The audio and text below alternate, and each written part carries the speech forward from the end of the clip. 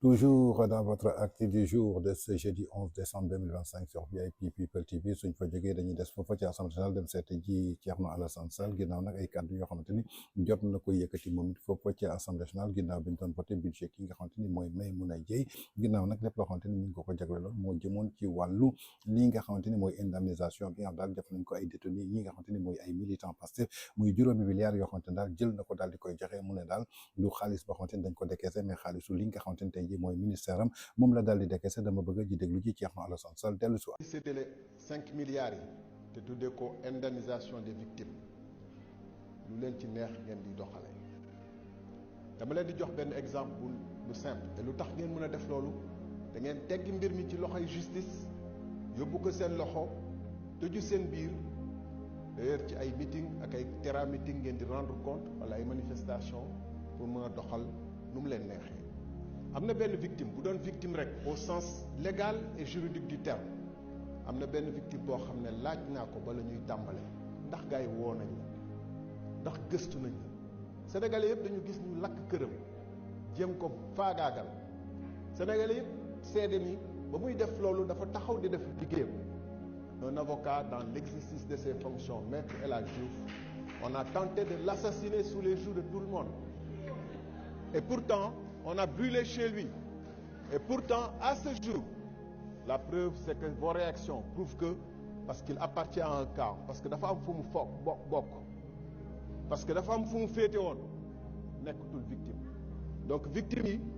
bu féetee seen côté comme nu ngeen di réagir ak lu mu mun a def donte moom moo dem lakk kër maître El Hadji Diouf kooku nekkatul victime, nekkatul coupable, nekkatul criminel, non kooku martyr la. La République, les martyrs de la République, ce sont les soldats qui se sont couchés à Madina Mankagne. Les martyrs de la République, c'est les soldats de Babonda. Les martyrs de la République, c'est bien d'autres gens. Et cette République est triste. Et Madame la Ministre,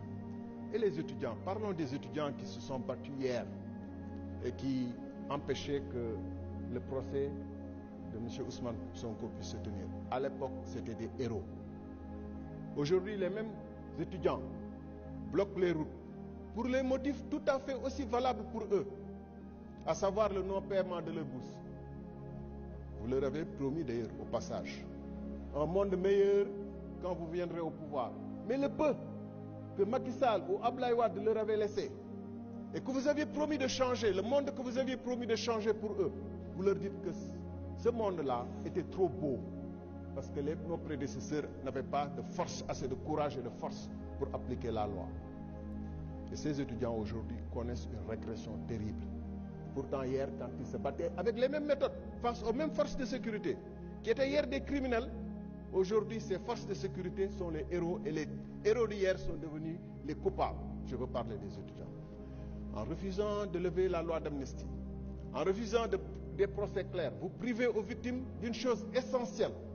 La raison pourquoi elles sont mortes. Pourquoi deux jeunes filles et qui ont tué deux jeunes filles dans un bus? Ça vaut plus que l'argent. Ça vaut plus que 10 millions, 20 millions, 30 millions. La vérité.